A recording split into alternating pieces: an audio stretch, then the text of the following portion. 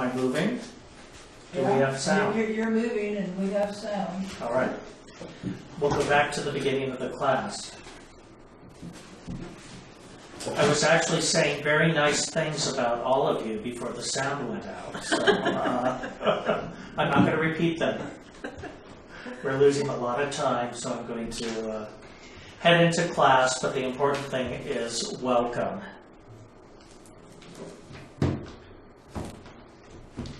Hopefully you have all gone to the right hand of your screen and downloaded your handouts, printed them out in a PDF form. The charts that we use in tonight's class will be among those handouts in the last few pages.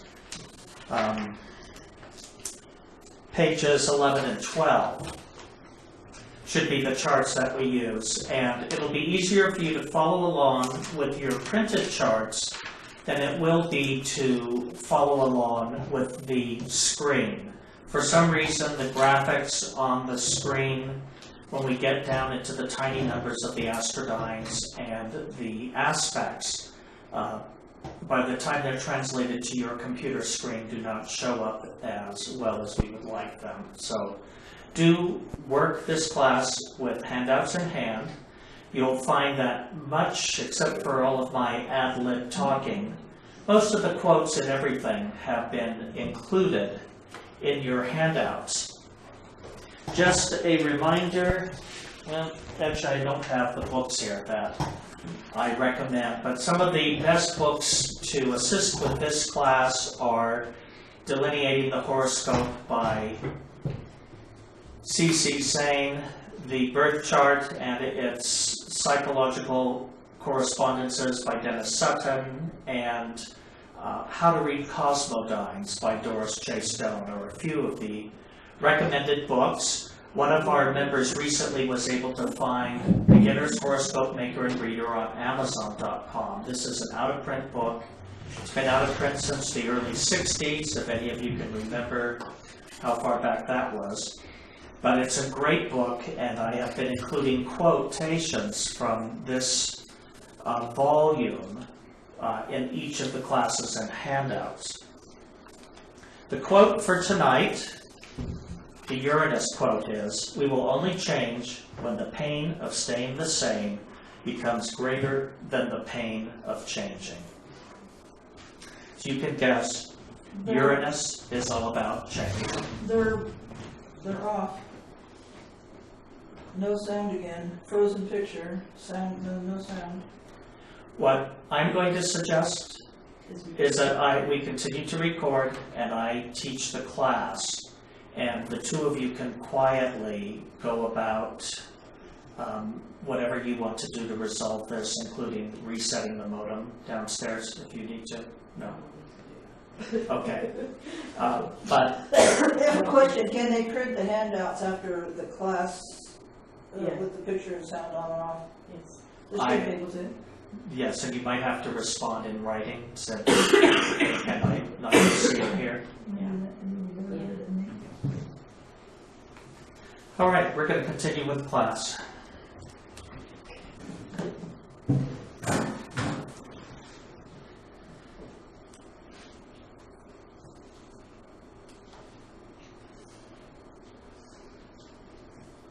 Like the other Jovian planets, Jupiter, Saturn, and Neptune, Uranus is what is called a gas giant.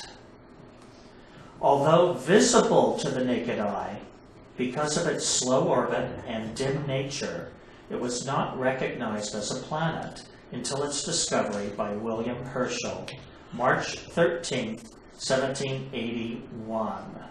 So we are coming up in 2 days on Uranus's,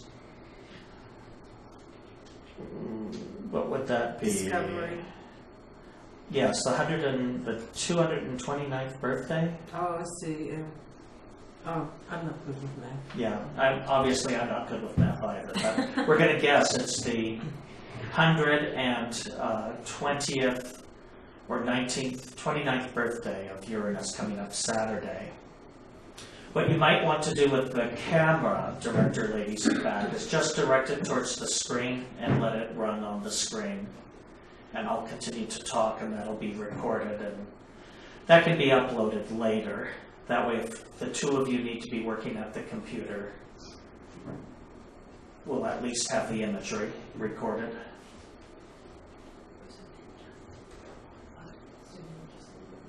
Like the other gas giants, Uranus has a ring system and numerous moons. Uranus is believed to have the coldest planetary atmosphere of any other planet in the solar system. I think that's a toss-up between Uranus and Neptune, because next week I'm going to say the same thing about Neptune. So it's debatable. If any of you want to go there and take a temperature reading, please do report back. Uranus is unique among the planets in that its axis is tilted almost completely sideways into the plane of its revolution around the Sun. So Uranus is pretty much at close to a 90-degree angle, just as is pictured here. So the rings of Uranus do not run parallel to the celestial equator. They're basically, when you look at Uranus, it's as though you were looking at a bullseye.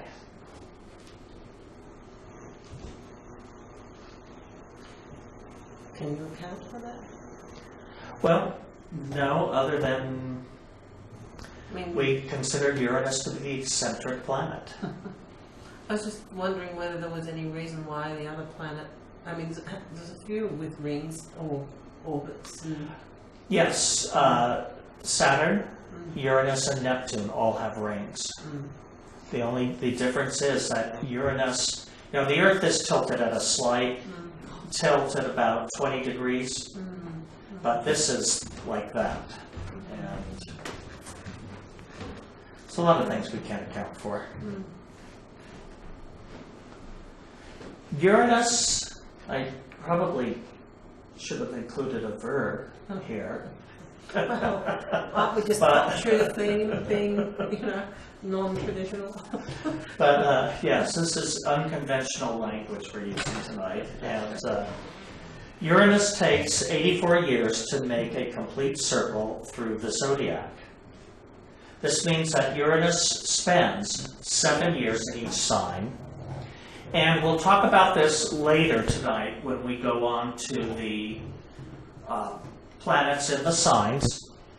But the placement of Uranus in the zodiac refers to what I will be talking about as generational qualities. This will come up again for the next 2 weeks when we look at Neptune and Pluto's position through the signs. These 3 planets, which we're studying tonight and the following 2 weeks, are called the upper octaves, or the outer planets, and they are the planets that have been discovered since the time of classical astrology. So, because of their long orbits and the amount of time spent in each sign, there are groups of people that are born with these qualities in common.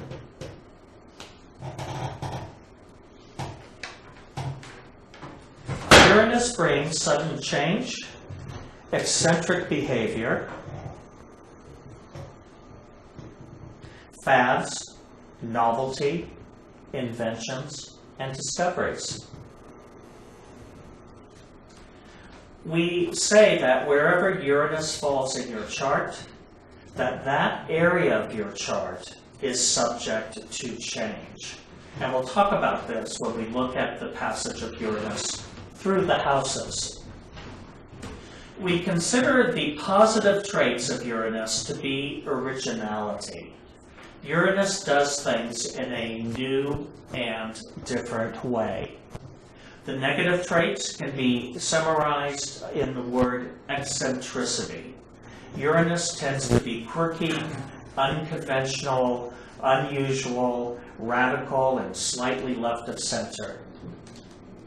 Uranus, like the Sun, Moon, and Mercury, is a neutral planet. This means that Uranus has no inherent harmony or discord, and that its harmony or discord in a chart is determined by the aspects he receives and which planets are involved in aspects. Venus and Jupiter, the benefics, bring harmony, and aspects involving Mars and Saturn bring discord.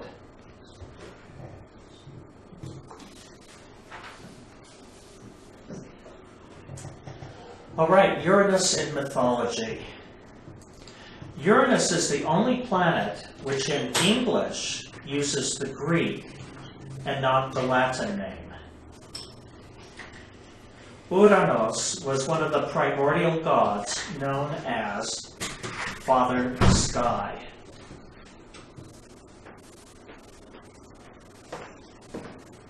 Oh, I want to go back to that picture.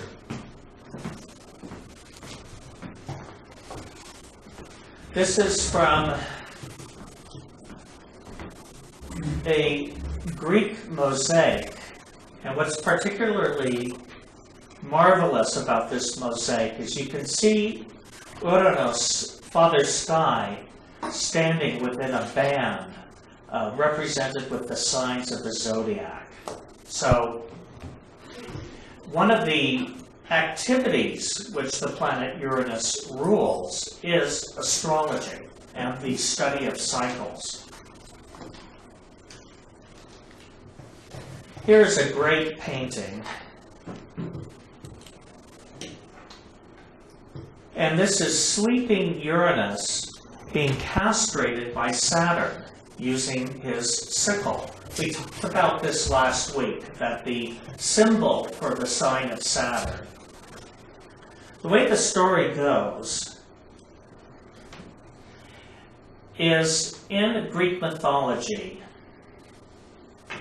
Uranus, I believe, was one of the Titans, or one of the primordial gods who gave birth to the Titans. His wife was Gaia, or Earth, also his sister. But the Greeks had, certain interesting symbolic ideas about creation. And what happened was Uranus, being concerned that he would be deposed by one of his children, made Gaia keep them in her body. So she was really tired of that. She was having all these kids. They were inside of her. She couldn't let them out. So what happened? She conspired with her son Kronos, or what we call Saturn, to overthrow the father. And the way he did this was by emasculating him. And we know the story, basically, that the foam from his genitals is what Venus was born from, cast into the sea.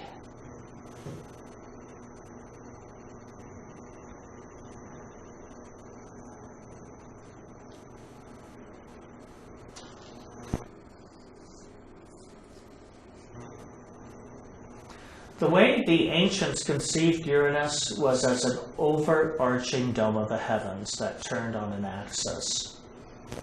That again is symbolized in this mosaic by the wheel that you see here, also representing the band of the zodiac.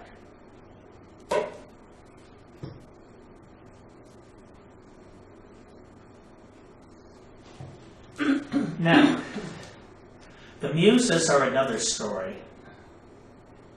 And if my memory was working, I could tell you who their parents were, but I believe there are 9 Muses, and one of them, Urania, as you can see the connection between Uranus and Urania. The Muse, Urania, was devoted to the study of astrology / astronomy. Now, we use the word muse today. We talk about somebody being somebody's muse or inspiration. We also have a building, or several buildings in town, which are called museums, which are basically centers that are devoted to science and the arts. So this is where a museum comes from. Here you can see another form of the sky goddess, which for the Egyptians, this was Nut, also symbolized by this overarching body of the sky.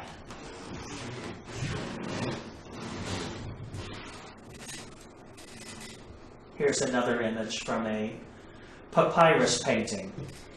It was believed that she swallowed the sun at night and gave birth to it during the day.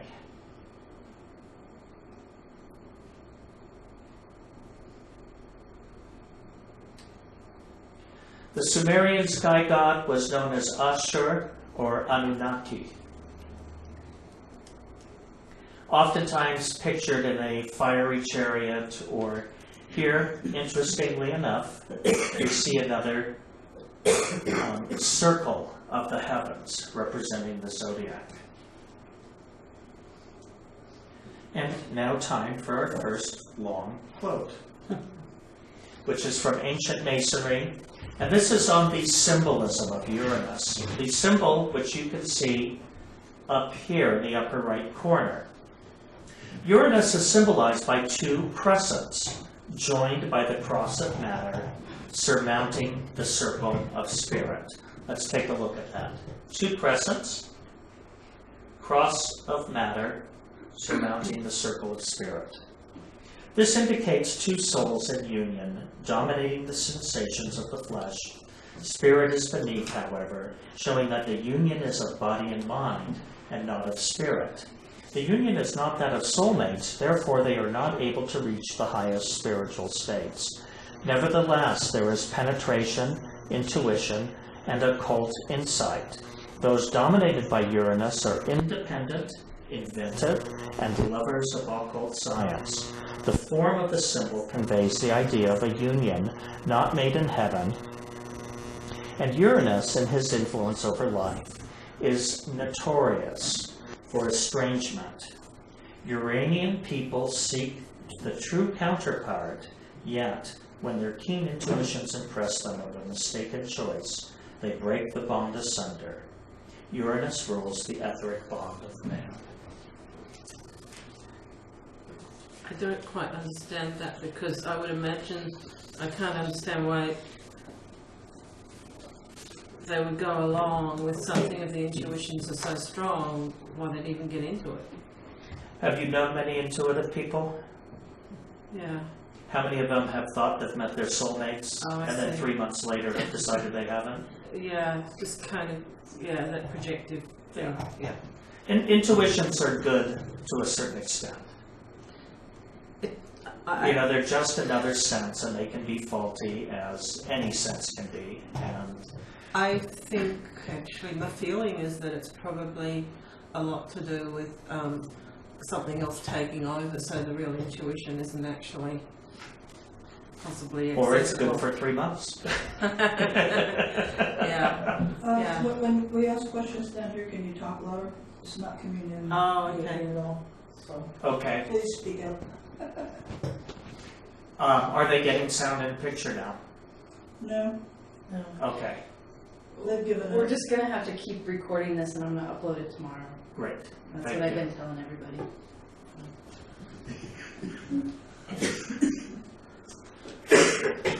It's just the nature of Uranus to have these spontaneous, intuitive attractions, and when it's over, and they're on to the next fad, basically. Uranus governs fads. And the thing about heightened sensitivity and heightened sensations, when we're excited about something, we think that's it, but it just may not be it for eternity. And there is a good chance that we've all known very metaphysical or intuitive people, and it's their soulmate 1 week, and then when they've decided that's no longer their soulmate, the next person they get excited about is their soulmate. And one can spend a lifetime doing that. Well, it's very sudden and unexpected changes. Mm-hmm. I mean, what's going through your chart, you never know what's going to happen. You know. It's going to go, it's gone. And we're going to talk about that a lot tonight. It's unpredictable. Right. That is the nature of Uranus. And we try to predict it, but it's truly the wild card. Uranus is in a chart. It's very hard to have then, you know, how does one approach those sudden flashes then? It kind of has a whole cautionary tone. One of the big emphasis in the Brotherhood of Light teachings is to balance reason and intuition. That one has to constantly have both. That if you rely too heavily on one or the other, you're living an imbalanced existence. And again, many people in metaphysical communities think that, oh, if you just have a finely developed intuition, it's all you need. But we also have a brain. And those faculties also must be exercised. So I think balance in all things. So the thought cell for Uranus is individualistic. That's how we describe the functions of this planet. It's in the soul. It motivates the individual to somehow figure out where they are unique and different. The more powerful Uranus is in your chart, the more likely you are to suffer from what I call terminal uniqueness. We already discussed that the house it falls in, it brings change, oftentimes radical departures and the unconventional to that location. The metal, uranium, please don't wear this, anyone. You'll end up like Madame Curie, glowing in the dark. I remember as a child, they still used to make glow-in-the-dark items using different levels of decomposed uranium. Yeah, that's right. So I remember my grandmother having a rosary that glowed in the dark. As kids, we just loved it. And this wasn't one you had to hold under the light to get it to glow. This thing glowed regardless. So the gemstone is cubic zirconia. And this is not from the Brotherhood of Light lessons. I somehow picked this up somewhere some time ago, and I wish I could tell you with some authority where it's from, but I could not find it in the lessons. But this is a man-made or invented stone. The color associated, and we might want to get the screen with all these images, is dazzling white, and the musical tone associated with Uranus are the astral chimes. Is this the only one that has astral chimes? I thought. Yes. Oh, okay.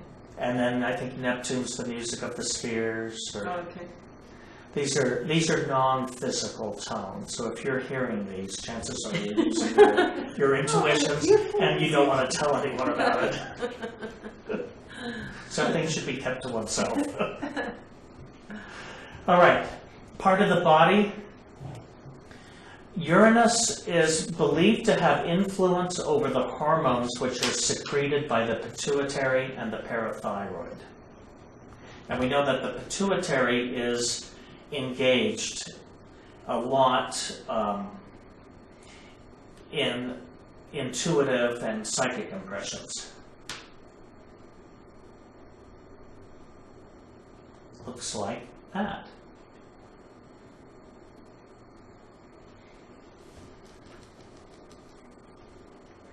The parathyroids and their secretions apparently have a great influence over the nervous system. And Uranus, we must remember, is the upper octave of Mercury. Mercury is the mind. Uranus is the mind on steroids.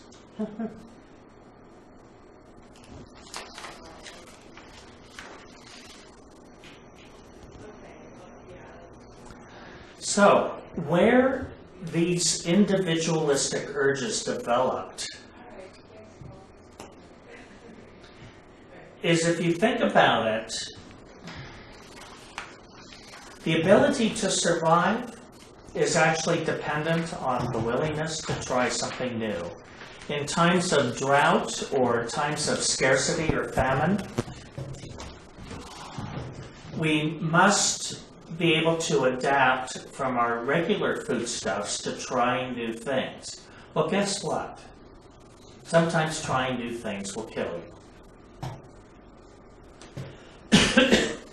But if it doesn't kill you, it may make you stronger, or you may have a whole new foodstuff that you can survive on. There are certain plants, drop the E, that are quite toxic. I'm from California, and the native people there primarily used as their main foodstuff acorns. If you've ever bit into an oak tree acorn, it is not palatable. They are high in tannic acid. But someone discovered somewhere along the line that if they were ground and leached in clear running water, that they became an actual palatable foodstuff and a high source of carbohydrate. The people of California did very little agriculture except along the Colorado River, because oak trees being in abundant surplus throughout the state, once it was discovered that this can be a foodstuff, it provided enough nutrition to maintain numerous tribes. What about olives? Has anyone ever picked an olive off the tree and tried to eat it? How'd it taste? Pretty rank. It's the same story. Olives are so high in tannin that they also have to be leached, but in the Mediterranean world, they became a great source of foodstuff. You know, who discovered that with rhubarb? If you can eat the stems but nothing else, or your kidneys will fail because of the high degree of oxalic acid. So somewhere in time, people have, and even animals, have discovered ways to use food. And here, I believe this is a Japanese monkey. There was a story that came out in the 80s or even earlier called The 100th Monkey, basically about researchers in Japan were trying to see if monkeys would adapt to a new food source. And they were dropping yams into the sand on the ocean. Well, if you cut a fresh potato and drop it in sand, what happens? It's covered with sand. Yum. So, the monkeys eventually started picking up these yams, taking them to the sea, washing them, and then eating them. And after a period of time, I forget how long it was, they discovered that monkeys on adjoining islands started doing the same thing. So there may be a realm of connectedness. Monkeys are not known to swim long distances between islands, but there may be some other realm in which we are connected, that the message goes out. This is why I think quite often in the realm of discovery, things are discovered by different people simultaneously in different parts of the earth. These great inventions come about. People like to think they're genius, and I came up with that idea. But the truth is, oftentimes several people come up with the same idea at the same time. I wonder, I don't know enough about it, but Rupert Sheldrake's morphic fields, he talks about a shared kind of reality, which I actually feel is a little bit like what Jung was talking about anyway. The collective unconscious. Something. I mean, I don't know how he defines it, but he did a lot of study and a lot of theorizing about it. Well, Uranus is sort of that realm where we are connected in the realm of ideas and consciousness. What else happens? Sometimes among animal kingdoms, that the leader has to be challenged. For example, here among wild stallions, one stallion basically guards the harem. And that is the only male horse that is allowed to reproduce until his authority is overthrown. So again, new material is not introduced into the gene pool, oftentimes until there is rebellion or overthrow happens. And one of the nature of Uranus is rebellion, being revolutionary, being radical or authority oppositional. All right. Traditional home. What did the Plains Indians use to make their lodges? Buffalo hide. And after the late 1800s, what did Plains Indians use to make their lodges? Canvas, sort of? Cotton duck, canvas, yes. So guess what? To survive, we have to adapt and use new ideas and new materials all the time. This is the nature of Uranus. Our survival requires radical departure from custom or tradition. This is one of the hardest things in the world. And here in New Mexico, we live in a realm that is very old and very traditional. Humans have been here for the last 10,000 years. And we have communities, traditional communities of Native Americans, or as my aunt used to say to me, we're not Native Americans, we're Indians. And we have traditional Hispanic villages here as well that go back 400 years. Each of these communities has its own traditions. And the thing about traditional communities is they both reject the inclusion of things from the outside, but they also develop mechanisms by which new things are adapted into the culture. Those things which are not perceived as a threat to cultural identity.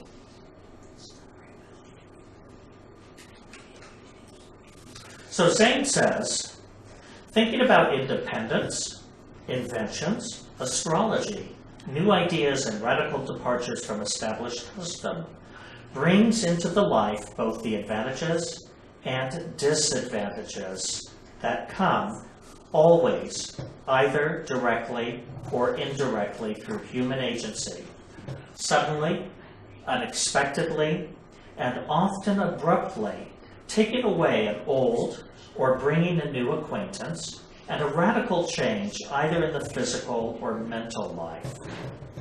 Discordant thinking about such matters is responsible for some accidents and for much of the sudden separations and unforeseen sudden changes of fortune. It is responsible for appendicitis and paralysis and is an important contributing factor to arthritis, infantile paralysis, and nervous complaints. He goes on to say,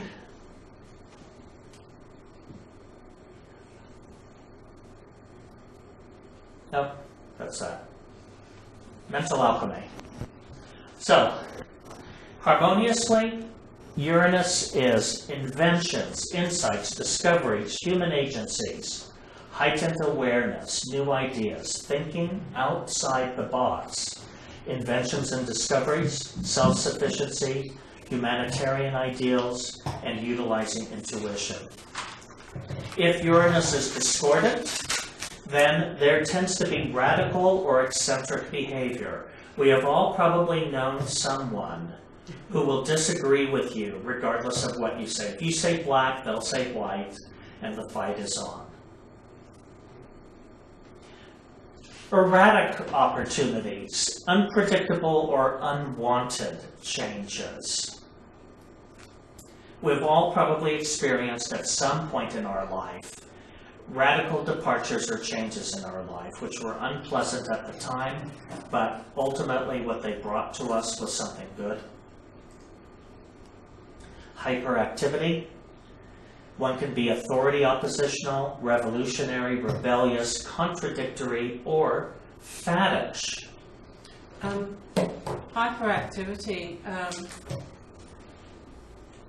does the condition of ADD or ADHD, what do you call it, ADHD?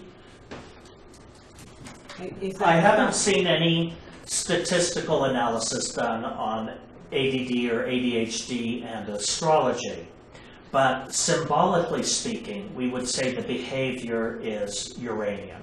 Right.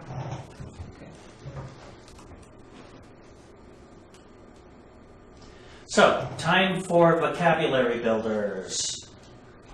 Positive Uranus traits are someone who is an activist, might be altruistic, can be atypical, avant-garde, enterprising, exceptional in some way, experimental, extraordinary, freedom-loving, genius, groundbreaking, humanitarian, independent, individualistic, ingenious, innovative, inspired, inventive, liberal, novel, original, out of the ordinary, rare, remarkable, self-sufficient, trend-setting, uncommon, unique, unorthodox, and unusual.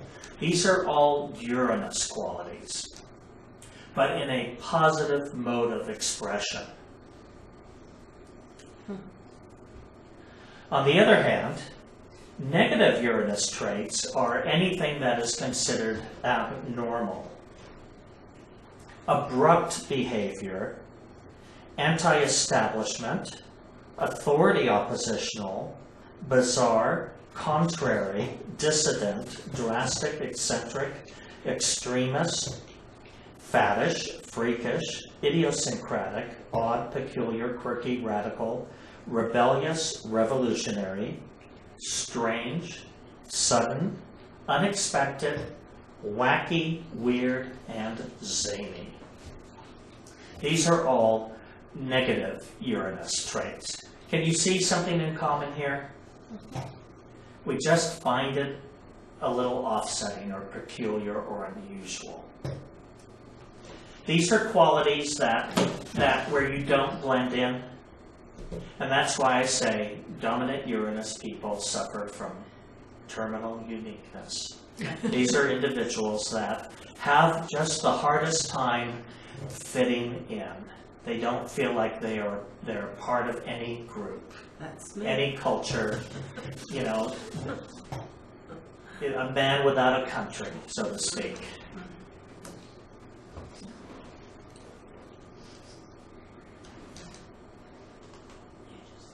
Now, the type of professions or careers or personality types that closely match Uranian thought cells are going to be anyone who is an activist, an astrologer, an astronaut.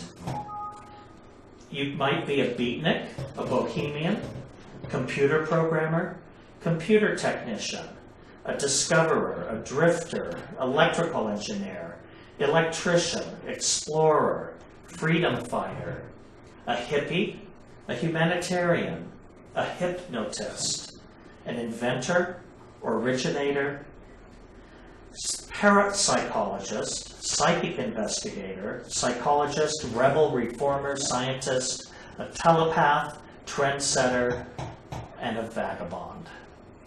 Or you might be any one of those every few months if you have Uranus dominant, because the need for change is there and extreme.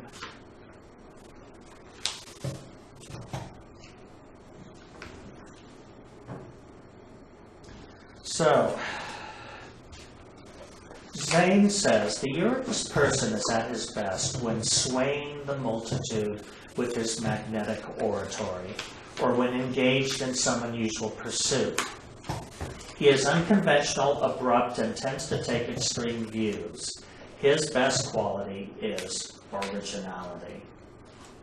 This could be the original thinker, or this could be the man downtown in the sandwich board who's shouting about the end of the world. Zane goes on to say his worst quality is eccentricity.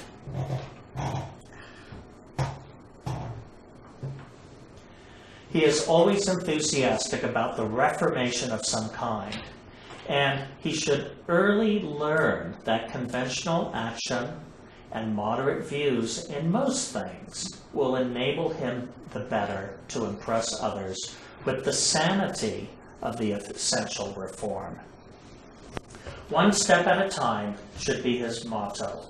The thoughts ruled by this planet are called the individualistic thoughts. This comes out of delineating the horoscope. And I'm not sure if I included that in your notes or not. Okay. The physical description given for Uranus is tall, slender, angular, brilliant eyes, erratic, and argumentative. That's from the book Orrery Astrology.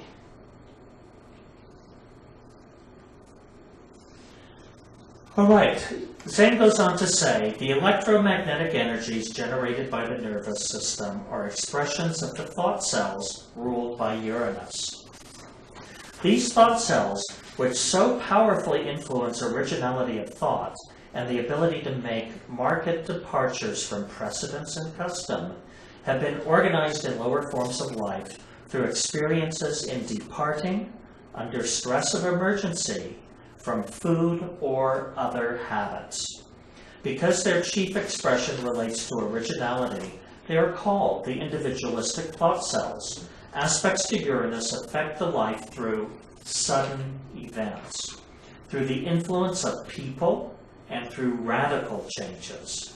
To the extent the thought cells mapped by Uranus are active, is the life influenced by the thoughts of independence, originality, inventions, the unconventional methods, or methods quite new.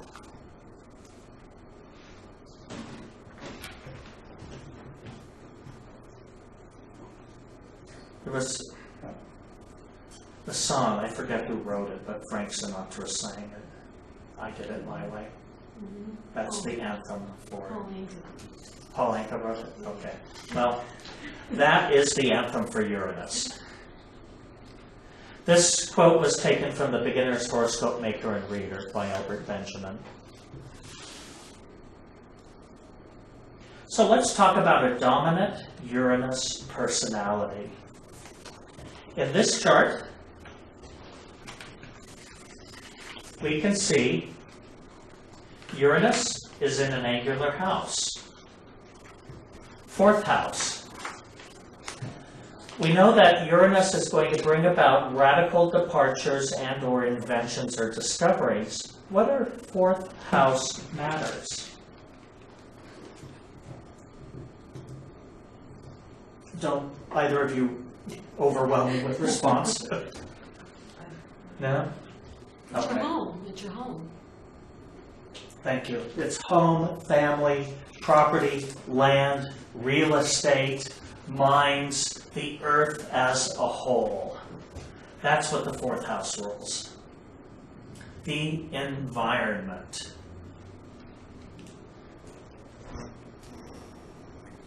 So, this is where you will need your handouts in order to see. But you can't see Uranus is the dominant planet, 12.4% of the power. It is also the second most discordant planet in this chart.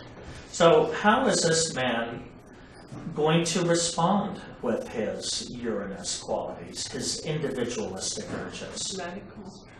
He will be radical, and he's going to rub some people the wrong way. So maybe confrontational or something. I don't know about Can't hear you. I don't know whether confrontational is the word, but it'll be fairly prominent. Yeah, I think confrontational can be quite explanatory. And or somebody who's always pushing their agenda, which is going to be a new and a radical agenda.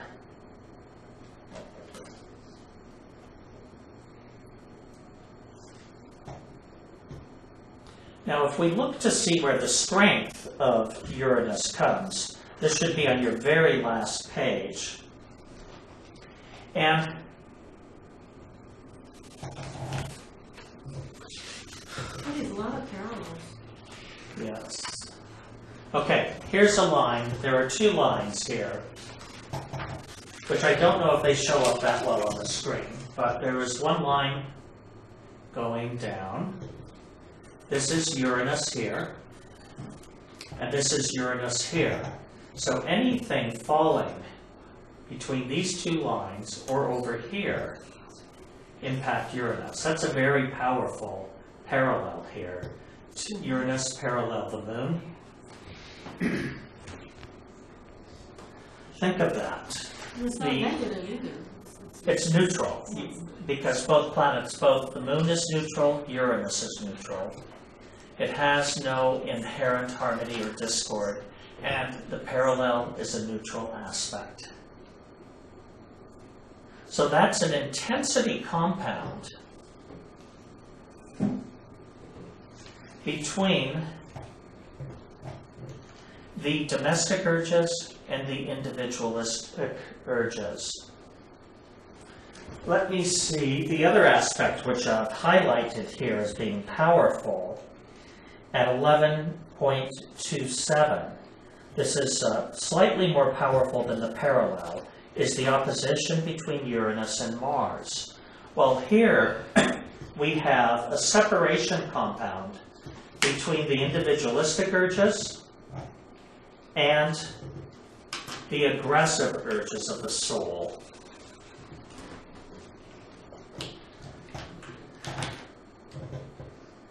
We'll talk about that when we talk about this man's activities and personality.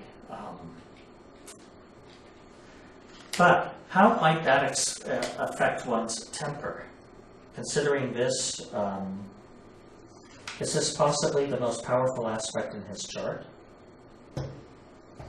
Would he be kind of explosive? Very good. Explosive is a great. Mars opposing Uranus or Mars conjunct Uranus is like a match in a gas-filled room. Kaboom. And that would be unpredictable, so his anger would be very... You just don't know when you're going to fly off the handle. And I've actually, in the biographical material I researched, I didn't find anything of the kind relating to this man. It might exist out there, but I couldn't discover it. Yet I've seen this at work in other people. You have the aggressive urges and the individualistic urges. It's radical departures, and you don't know what's going to be the trigger with that. Could be calm one moment and explosive the next. Sorry, did you say that you didn't think that it was, I mean, in the public life, that maybe it was somewhere in the personal life? Well, no, what I said is I could not come across any biographical information that revealed this. For whatever reason. For whatever reason. Yeah. Either it's not polite to write about it. You know, sometimes with famous people, we either get very truthful exposés, or sometimes history can only write up the good qualities. So, here are some powerful aspects. The other really powerful aspect to Uranus here is the opposition to Neptune. Less powerful than the opposition to Mars and the parallel to the moon. But we can see there's a lot of power going on here. Uranus receives aspects from Mercury, Mars, from Saturn, from Neptune, from Pluto, and to the ascendant. So it's engaged in much of the chart.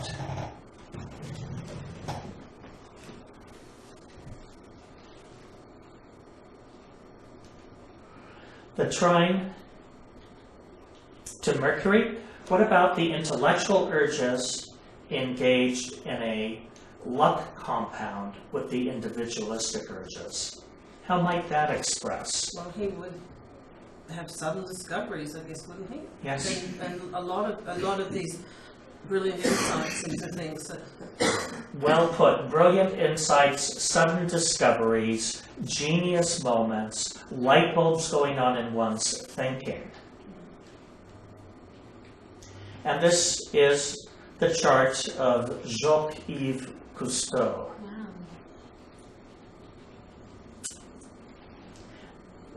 All of us here, well, maybe with the exception of Yvette, are old enough to remember watching National Geographic specials on television in the 60s and early 70s that involved Cousteau and the Cousteau family. it was a lot about water in the early days, wasn't it? I think. And then it became later caves and conservation efforts on land, I think. The environment. Yeah.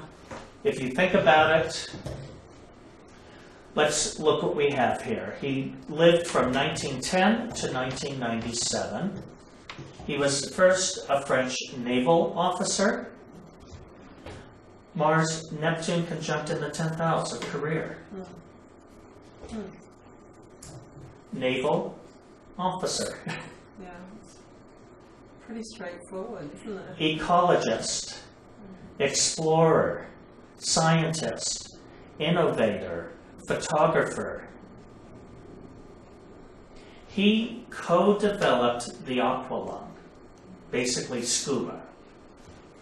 And he was the pioneer not only in marine conservation, but if you think of it, the whole concept of ecology that developed in the 70s is actually a result of his pioneering work to take a radically different view of the environment, which started by his doing research where the French government was dumping atomic waste into the Mediterranean. The oceans are a closed circuit. You know, what goes in doesn't come out. In Hermetic astrology, like when all the planets are clustered in one quadrant or in one half of the chart, does that actually have any significance? Yes, we look to where they are, and in this chart, houses 8, 9, 10, and 11 we call public houses. Houses 12, 1, 2, and 3 are described as personal, and houses 4, 5, 6, and 7 are the houses of companionship. So, private thought, private life, this is what you do in your dungeon or behind closed doors, 12th house. First house, your body, yourself. Second house, your money, your possessions. Third house, your private thoughts. This is all personal. The fourth house is companionship. Companionship with family members in the home. Fifth house, companionship in love, romance, and or children. Sixth house, companions in the workplace. Seventh house, companions in the public and partnerships, marriage, etc. Eighth house, this is the part of your money that other people know about. They can get your credit report. So this is the public side of your finances. This is your campaign contributions, your taxes, everything else that is a public financial document. This is your publicly expressed opinions, the 9th house, your career and publicity, the 10th house, and your public associates, your friends or acquaintances, the 11th house.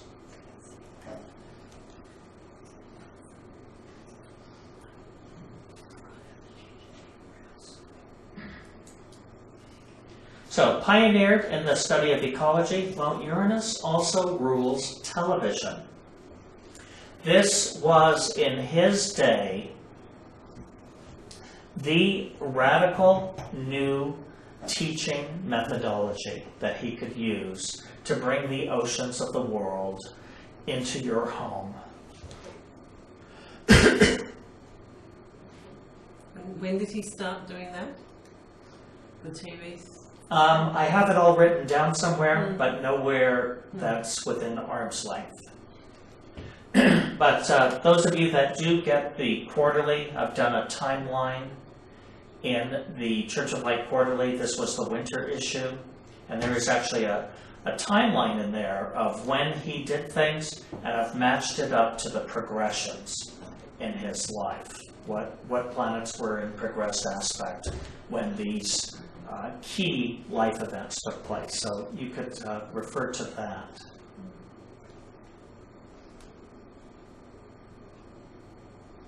Also, look here. Sun and Pluto conjunct in the 9th house of education. Really, much of what he did was educational. He worked with the French resistance during World War II, I think in disarming mines, going back to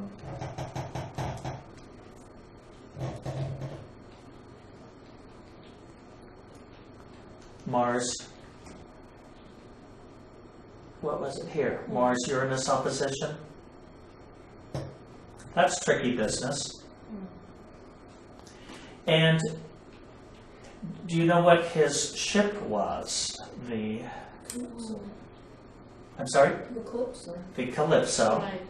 It was a retired minesweeper. So, if you think of, Christopher, yes, I've got to change it. okay. We'll take a couple minutes break. Do you want to put it on here and just say we're doing intermission? You just say that? We're doing an intermission now.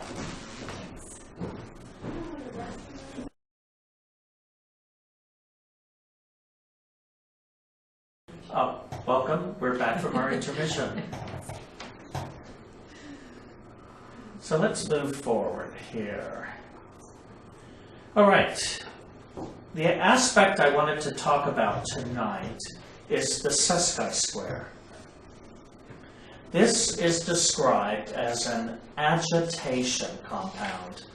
And of all the 10 aspects, it's the one that might be closest in nature to the quality of Uranus.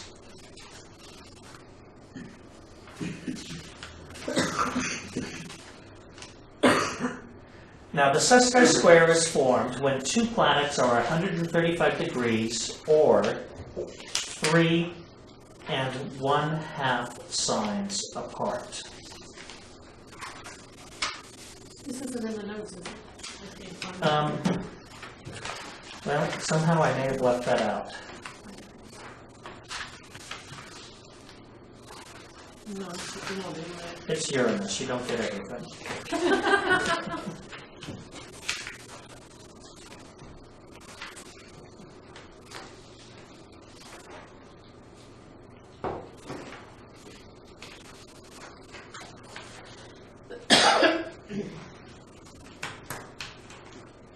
But these are short, you can take quick notes.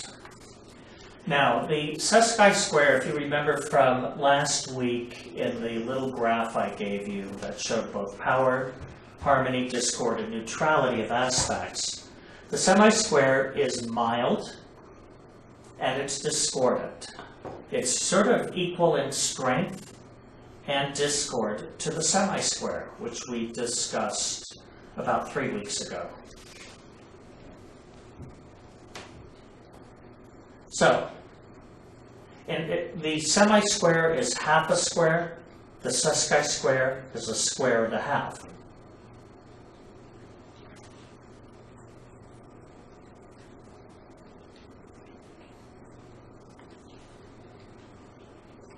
This aspect does not contain the force of the square. Its action usually is to break up existing conditions rather suddenly.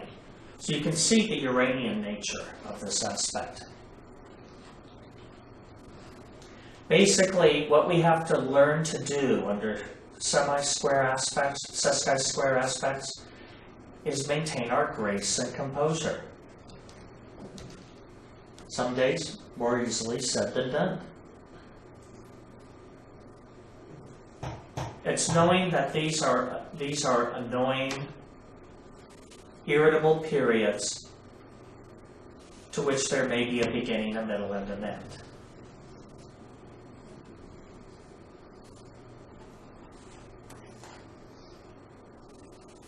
So, I'd love to show you a sesqui square aspect in Cousteau's chart.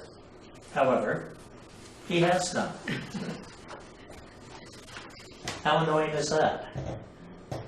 Not a single sesqui square in this chart.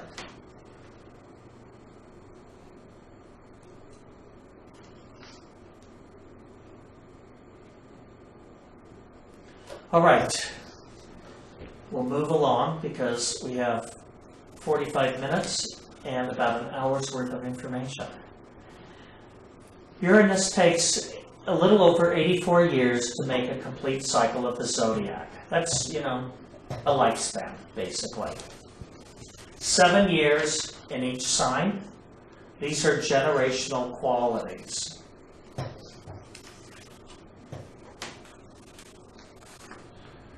Uranus in Aries.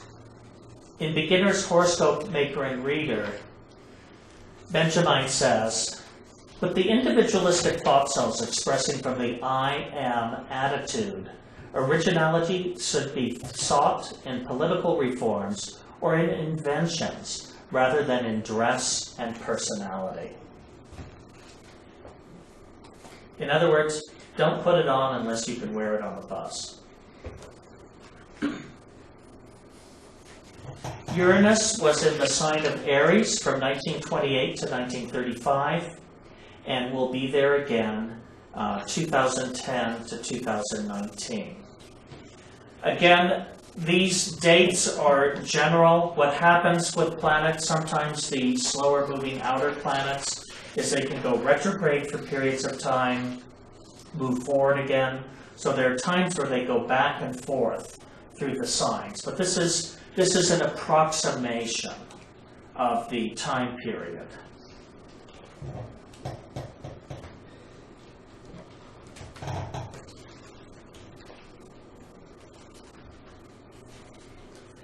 Uranus in Aries is going to tend to be somewhat abrupt, sudden. It's considered to be his inharmony because the nature of Uranus in Aries is to be radical and sort of overly impulsive.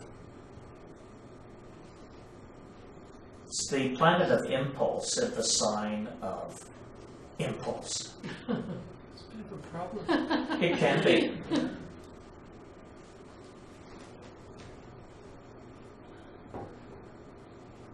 Now, Uranus and Aries can fly off the handle easily, and again, it depends on how prominent it is and where in your chart it falls. Because for 7 years, people had this, planetary relationship. Uranus in Taurus, Benjamin says, with the individualistic thought cells expressing from the I have attitude, originality should be sought in handling money rather than in being obstinate. Interesting. Yes. Uranus was in Taurus from 1935 to 1942 and will return to that sign from 2019 to 2025. So there's the Aries one that was when it came around last was World War I, wasn't it? Or am I getting mixed up? No, World War I started in 1939. No, that's World War Two. World War II. I'm sorry, World War I. Yeah. No, that started in what? 1915. 1915. So that was within. I don't think Oh, no, so, it wasn't. It because was 7 before. years prior to Yeah. this was. Yes, that was before. We'll get to there somewhere in the course of tonight. Yeah, World War I, 1915 to 1918. November 11th, I think, So, 1918. so the Taurus one was between. Oh, that was in World War Two as well. Yes, Yeah. World War II began under Uranus in Taurus. 1939, was it September, was the invasion of Poland? I'm not sure. I don't remember. I don't either. Sometime thinking in the second right half around of the year. Yeah. September 1939, Germany invaded Poland.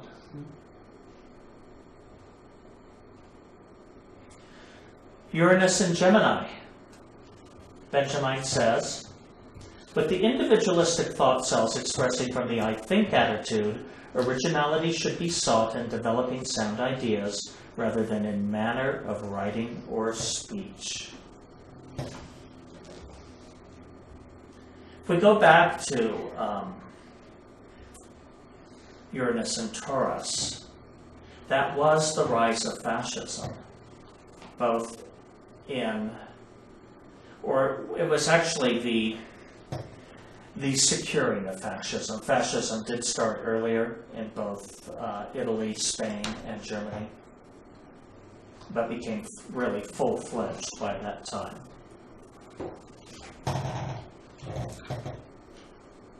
I guess they were obstinate. What's that? I guess they were obstinate.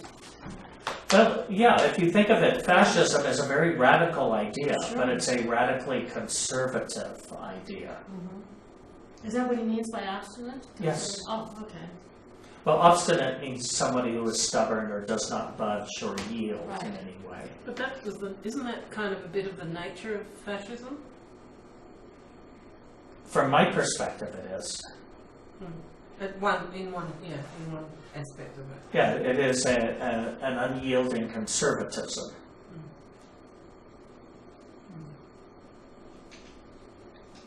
So Uranus was in Gemini from 1942 to 1949 and will be there again 2025 to 2033.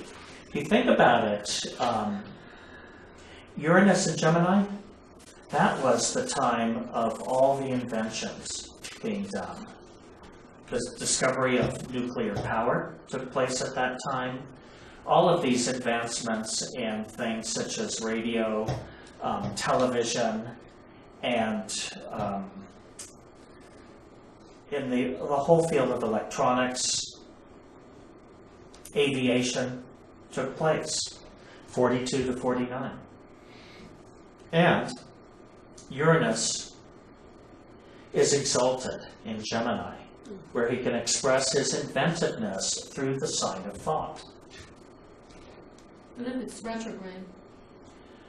It takes longer to get the thoughts out.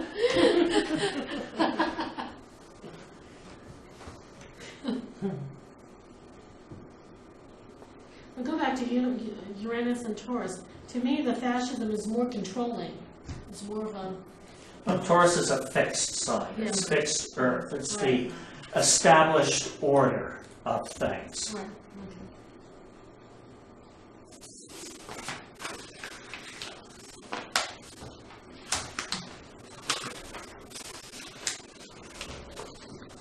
With the individualistic thought cells expressing from the I feel attitude, originality should be sought in home improvement rather than in erratic emotions. There's sound advice.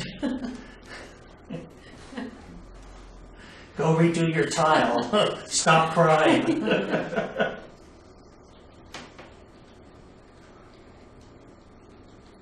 Uranus was in Cancer from 1949 to 1956 and returns to that sign 2033 to 2039. This was a very interesting period because this was truly the start of the Cold War. And Cancer is the sign of nationalism.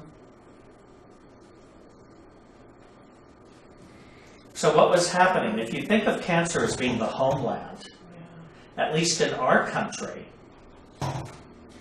they were rooting out radicals during that period of time, the whole McCarthy era. Kind of paranoid too, just You think? guarding the fort, by the claws. Just really.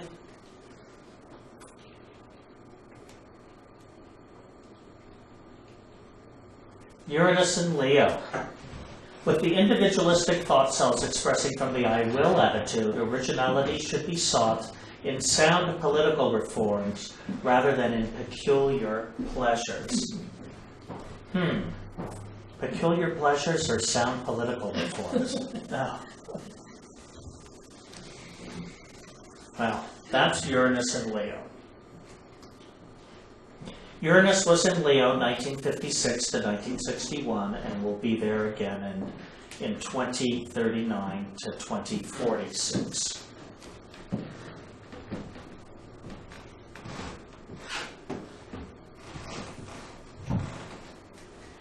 Uranus is at his detriment in Leo, where he rebels against the sign of authority. Leo is opposite his home, Aquarius.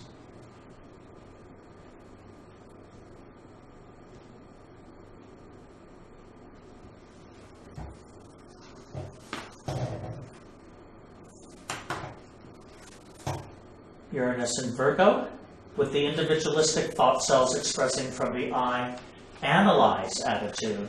Originality should be sought in scientific discovery rather than in fads relating to foods. It's really interesting. That was 1961 to 68. Does anyone remember Tang? Yeah. What else came out? Pop-Tarts, instant breakfast. What was our, diet back then? That was the time when we were going to eat space-age foods. Yeah, but it was also a time when the hippies had health foods and all it went back to the... Well, that was after 68. 68, 69, 70, 71, 72 was the health food revolution. Starting around 68. Maybe 67, so it could have been a rebellion against the wacky new processed. Yeah. Plastic. Uranus in Libra, with the individualistic thought cells expressing from the I balance attitude, originality should be sought in artistic endeavors rather than in unconventional attachments. These are the kids born 1968 to 1975, which actually were some of the most amazing years. If only I could remember them. That's it. And I am afraid that if I live to 2053 to 2059, I may be having memory lapse again.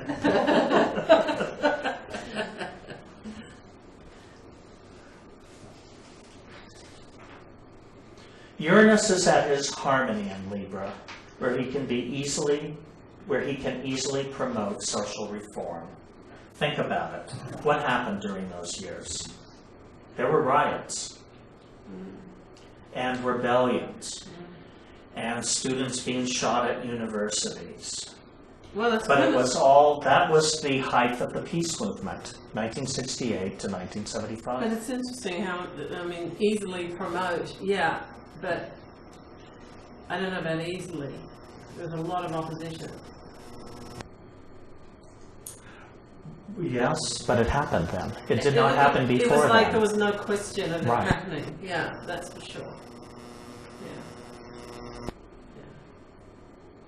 So, yes, Uranus doesn't bring anything comfortably. It brings everything painfully, and a few people got shot in the process.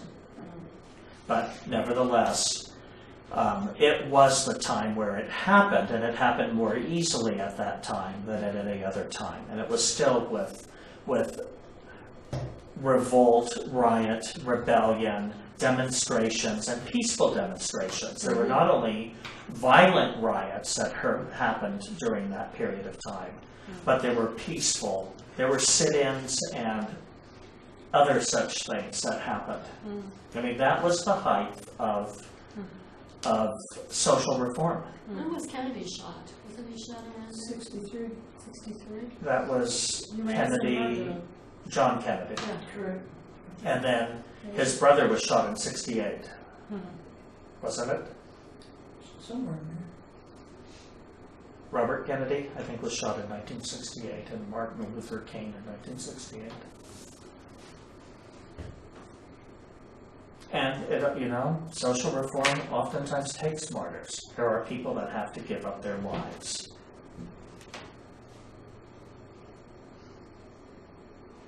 With the individualistic thought cells expressing from the I desire attitude, originality should be sought in electrical or chemical discoveries rather than in unusual dissipation.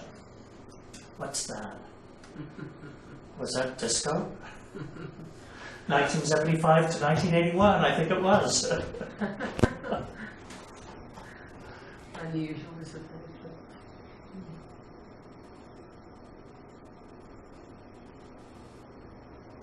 Yeah, those were definitely the years of the sexual revolution, 75 to 81.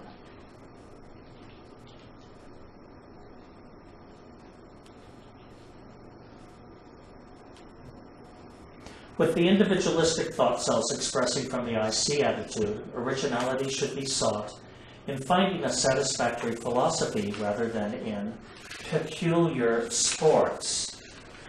All right. Is this female mud wrestling or? When did streaking happen?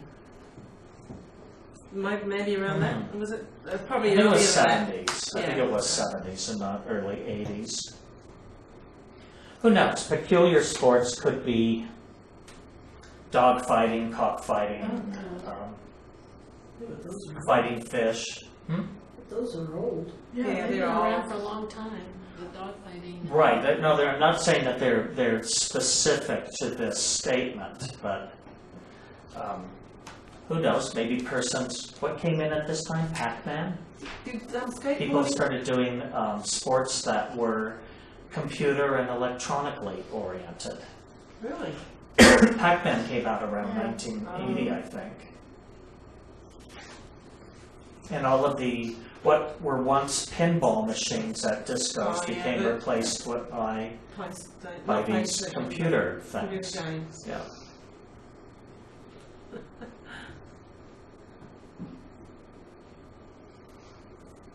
Uranus is at his fall in the sign of Sagittarius, where he is attracted to religious fanaticism. What years were those? 81 to 88? Wasn't that the big push to the religious fundamentalism during those years and the moral majority?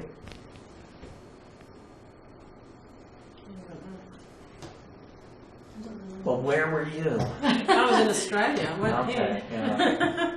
As a good Australian friend said to me around then, I'm sure glad we got the convicts and you got the Puritans. You Americans have so many hang-ups.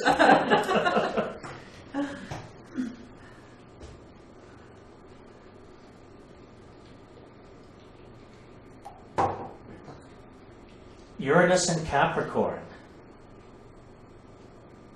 It's an odd position because Capricorn is certainly the sign of conformity, and Uranus wants to shake everything up.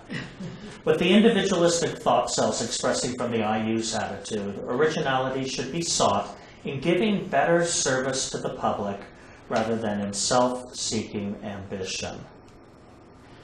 88 to 96. What did they call this? The me generation? These were the years where everybody was making their fortunes, or there were some ups and downs during the early 80s. power thing with, you know, Mhm. yeah. Funny that I wasn't part of that. Yeah. So I would skip me too. Nearly got there. Darn. There goes that self-seeking ambition.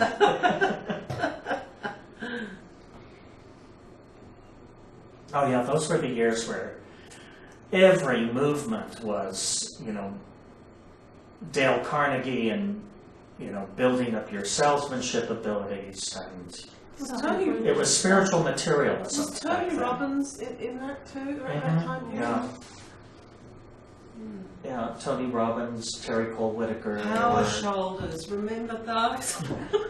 I think we call them shoulder pads. No, they were extra large. Uh-huh. They're the biggest they've ever been. You know, you could probably coordinate all of this to fashion. Definitely, because there were things going on, there are generational things that go on, and fashion is one way in which we make statements. Yeah. With the individualistic thought cells expressing from the I know attitude, originality should be sought in humanitarian endeavors rather than in methods of winning arguments. All right. Uranus was in Aquarius from 1912 to 1920. That was the First World War in his home sign. And from 1996 to 2003. Oh, yes.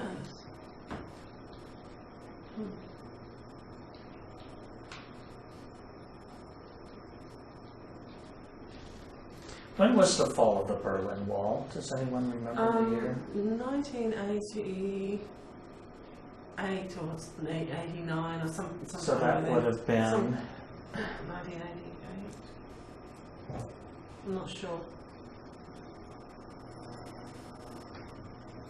probably in Capricorn, which was the disruption of social order. Basically, established governments. Remember The whole breakup of the the Russia? Soviet Union Yeah. happened during this period of time. that was amazing how those things just seem to kind of happen. Uh-huh. It's interesting. So, Uranus is at home in Aquarius, which is the sign of humanitarian ideals. So, as a social reformer, Uranus does function in this sign.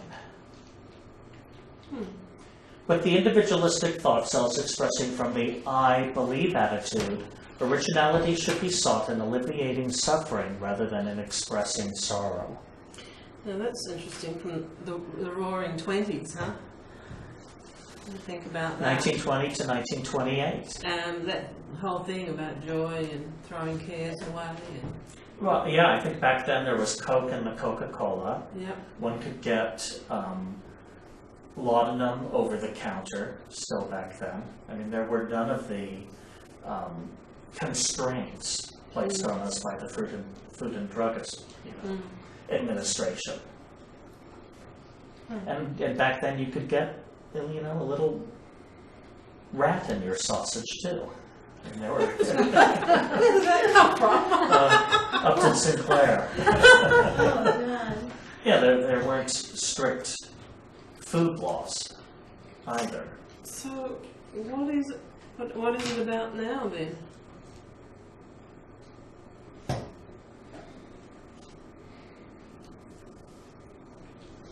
Yeah, what's been going on for the last 7 years with Yeah. Uranus and Pisces? Quite a lot of sorrow. That's the only part I can remember. Certainly I've been alleviating a lot of suffering, but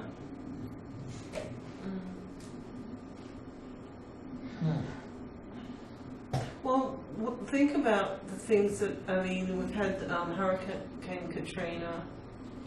disaster upon disaster upon disaster we've been experiencing. But then I'm just wondering, where's the originality and where is that showing? could be in terms of how we react to disaster, how we react to catastrophe, how we're able to rebound from these sorrows. I mean, one of the things that's going on, if we think of Pisces as being the whole, escapism, I mean, certainly in the last 7 years, movies have gone to being, kajillions of dollars in making movies. Everyone has to be bigger, more expensive, and what are they looking for? The best grossing first weekend is what it's about. So that has been going on, certainly over the last 7 years, but also this great movement among the drug lords has been taking place, where, certain countries, both Afghanistan and Mexico, where much of drugs are imported from, have become just disaster zones. I just had a thought too about the reality TV shows that give people a grand prize to alleviate their suffering, and everybody's watching on. This was the birth of reality TV, and back in what was going on back in the 20s to 28, Prohibition was going on back then, but people were secretly sneaking out and making gin in their bathtub or going to speakeasies. Right. But it was also, truly the birthplace of jazz, and a lot of the great music came out of that time period. It will be hard for me to look at the music of the last 7 years as being the great music of an era. But then I could be like the old fuddy-duddies that were putting down jazz in its heyday.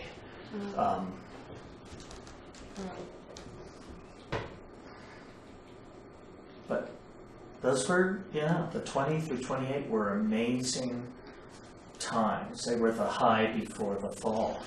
When you're looking at moving from sign to sign, how is there a kind of a set? Obviously we experience a sense of overlap of new influence of the next sign, but have you observed how the overlap happens? How obvious it is in terms of the... I haven't.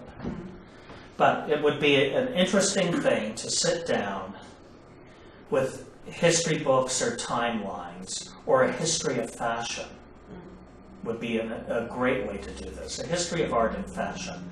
Why? Because Uranus rules fads and trends. So to sit down and look at fads and trends, when were they doing marathon dancing?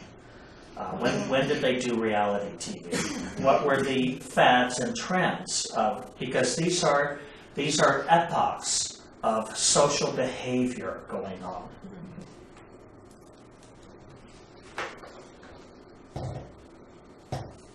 All right, 15 minutes. We're going to rush through this. 1 minute per house. Where Uranus falls in the chart is subject to change. This is going to be the area of your life through which you express your individuality. In other words, this is where you do it your way. And it's also where you may take an unconventional approach to life. This is where you're quirky. Whatever house is occupied by Uranus denotes the things about which radical tendencies are likely to manifest. In the section of life indicated by such a house, there are sudden changes and developments of an extreme nature, either constructive or destructive. Yet whatever good is signified in one direction is accompanied by some lesser disadvantage in another field. And whatever evil is signified in one direction is accompanied by at least a small measure of good in some other relation of life. As Uranus is in the first, we can ignore that sentence, the department of life ruled by the house occupied by Uranus is subject to eccentricity. All right, first house. With the individualistic thought cells expressing through the personality, originality is shown. Inventions and reforms will give more satisfaction than eccentricity and unconventionality. If Uranus is in your first house, you take a certain pride in being an offbeat character. You may like to dress quirky, you want to make a statement, your physical appearance may show the latest fad in hairstyle, clothing, etc. Or you can be a complete fashion rebel. Instead of a fashionista, you could be whatever the opposite of that is. Second house, with the individualistic thought cells expressing through possessions, sudden gains and sudden losses are shown. Original ideas that will pay financial dividends should be sought. All right, Uranus in your second house, you could be drawn to freelance work. Somewhere where you get to be an individual, you get to be independent, but likewise, there's ebb and flow of income happening. You could also collect unusual things. Anything from antiques to the most contemporary. Third house, with the individualistic thought cells expressing through education, original thought, interest in things unusual, and sudden journeys are shown. Research should be cultivated. So, third house, you have quirky thinking. You could start and stop books. You could have 5 going simultaneously. One in the kitchen, one in the bedroom, one in the living room. Uranus in the fourth house, with the individualistic thought cells expressing through the home, many sudden changes in the domestic life are shown. The home should be used for spreading progressive ideas. Uranus in the fourth house, there is a very good chance that you could either move a lot, or when you do move, you could make radical moves of some kind. Not just changing apartments, but... Yeah, it could also be salons, people who are very successful in running salons. And like that would be a home-based. Uh-huh. Because usually they look at unusual stuff, progressive stuff. With the individualistic thought cells expressing through pleasure, unusual attachments with the opposite sex are shown. Original methods of entertainment should be cultivated. Sounds kinky. Sort of hedonistic. Yeah, Uranus in the fifth house, there could be a lot of change in your romantic life or radical departures at different periods in your life. Extremes. With the individualistic thought cells expressing through work, unusual methods in work and diseases difficult to diagnose are shown. High nervous tension should be avoided. Tell me how. Again, Uranus in the sixth house, you could change work a lot. Or you could find your work being changeable, where you have new people that you're encountering every day. Because Uranus is human agencies. So when you just said how, with the high nervous tension, how could you with that kind of thing? I mean, if that's the... Just avoid it. Yeah, just like that. Uh-huh. Meditate a lot. Yeah. Or choose a low-stress job. Yeah. Well, that would be boring, isn't it? Yeah. Seventh house, with the individualistic thought cells expressing through partnership, an unusual marriage or one ending in separation is shown. Tolerance of the opinions of others should be cultivated. I learned early on in my astrological career that Uranus in the seventh house oftentimes indicated speedy divorce. You know, you're married one day and you don't know what happened, but the next month you're not. Yeah, transit is a real challenge also. Transitus? A transit, Uranus transit, in the seventh house. It's not fun. With the individualistic thought cells expressing through inheritance, the sudden death of others will affect the life profoundly. No, he doesn't say good. Faith in a higher power to protect should be cultivated. Uranus in the 8th house, there can be radical changes that happen through inheritance, whether it's gains or losses, through other people's money, indebtedness, etc. But the 8th house is also the house of the spirit world, which is why he's saying faith in a higher power to protect should be cultivated, because Uranus's placement in the 8th house can make one very sensitive to inner plane influences. It's like having a satellite dish on your back. With the individualistic thought cells expressing through philosophy, unusual ideas or unusual methods in expressing ideas are shown. Originality rather than eccentricity of expression should be cultivated. Uranus in the 9th house.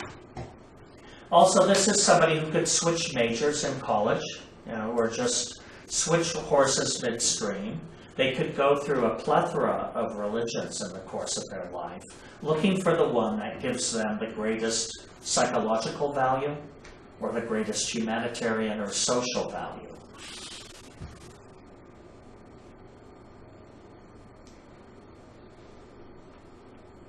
But Uranus as the reformer in the 9th house, oftentimes the person with Uranus's placement there also wants to reform the institution, whether it's their religious institution or their academic institution. They want to bring about change within that modality somehow.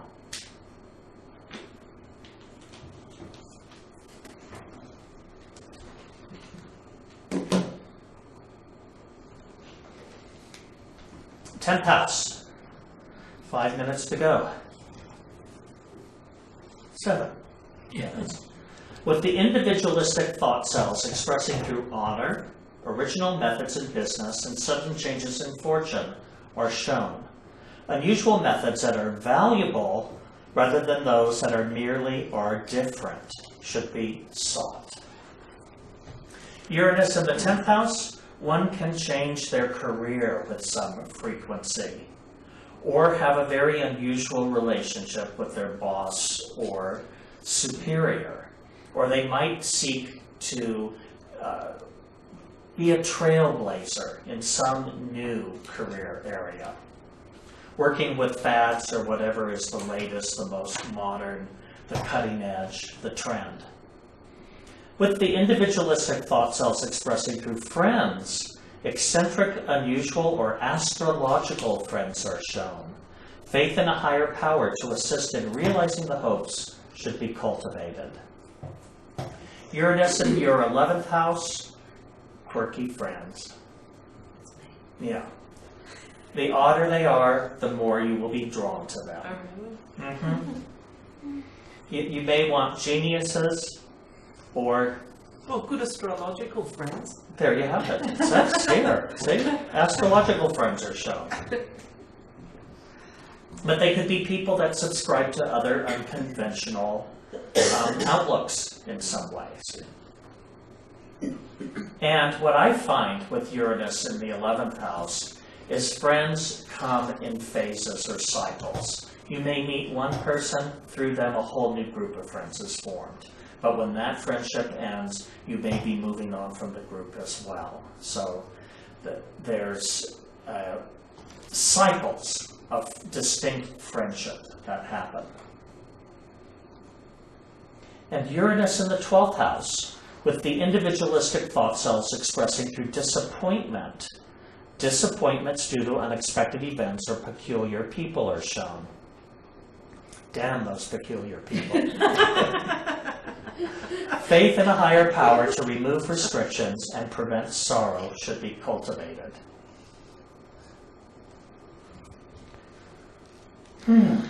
Again, 12th house is one of the psychic houses. Uranus's position there can bestow strong ESP, an interest in psychology, symbolism, the subconscious mind, human potential.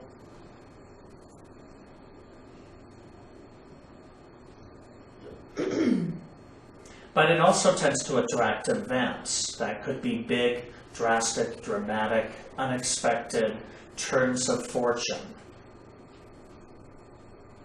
that can turn one's life on end.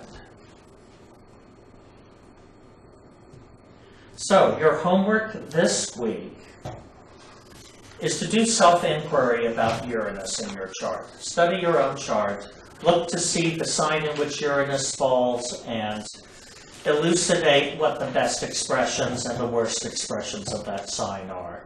Look at the house position of Uranus, write down activities ruled by the house, and the way in which you may be individualistic, original, unusual, or unconventional related to that area of your life. Then look at your astrodynes and determine the power of Uranus and what the percentage is. Look at the harmony or discord and write down both positive and or negative ways in which that planet influences you. We have 2 more classes remaining in this series on March 18th and 25th. This is basically taking us close to the end of the month. And that will be the other 2 upper octaves. These are generational experiences, again, that we're looking at. And we'll look at Neptune and Pluto. Any questions? All right. Thank you for coming. Thank you very much. Thank you, Christopher. And just want to make an announcement at the end. Oh, this is the end of the class. Good night. Come back next week. Thank you.